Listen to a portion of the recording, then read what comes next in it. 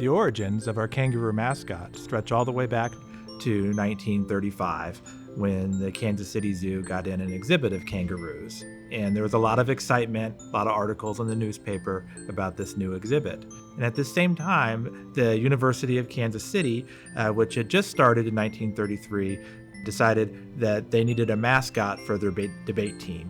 University of Kansas City always went by KCU. And so someone had the idea that why don't we be the KCU Kangaroos? It had a nice sound to it. So that fall of 37, the kangaroo became officially the university's mascot. Some of the students came together and formed a campus humor magazine called The Kangaroo.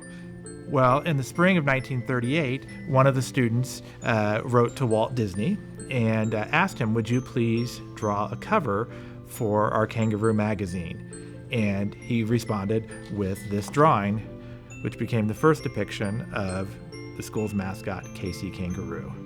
So I worked with two UMKC students, Nicole Staley and Brandon Allen. Together we made the digital Walt Disney in Kansas City Trail in Clio. It includes stops throughout the city related to Walt Disney's life, including stories about creating Laugh-O-Gram Studios, which becomes the cradle of animation. And it's all narrated by people throughout our city who have memories related to Walt Disney or are working to preserve Laugh-O-Gram Studios for the next generation. Well, Thank You Walt Disney Corporation is a nonprofit that we formed about 30 years ago in 1994, and at the time it was just to establish and honor the history of Walt Disney in Kansas City and some of the people that came here and followed him from Kansas City out to Hollywood in the 1920s.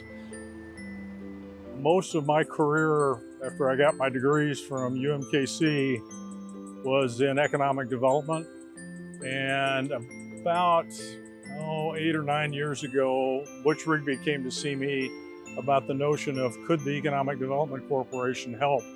And eventually, maybe 6 years after we founded it, we understood that the Laugh-O-Gram Studio, where Walt Disney and his buddies all got their start in Kansas City, was going to be torn down. The roof had caved in, the wall next to the sidewalk had fallen out, and then the east wall was leaning about like this, and it was on the city's demolition list. Restored the shell of the building, rebuilt some of the facade of the building, put a roof on it, and saved it for future development. What gets me most excited about the story is it's so consistent with so many other parts of Kansas City history. It's a story of preservation and adaptive creative reuse. Laugh-O-Gram Studio is being preserved and adapted into a new digital media studio to train the next generation of artists, storytellers, and creators.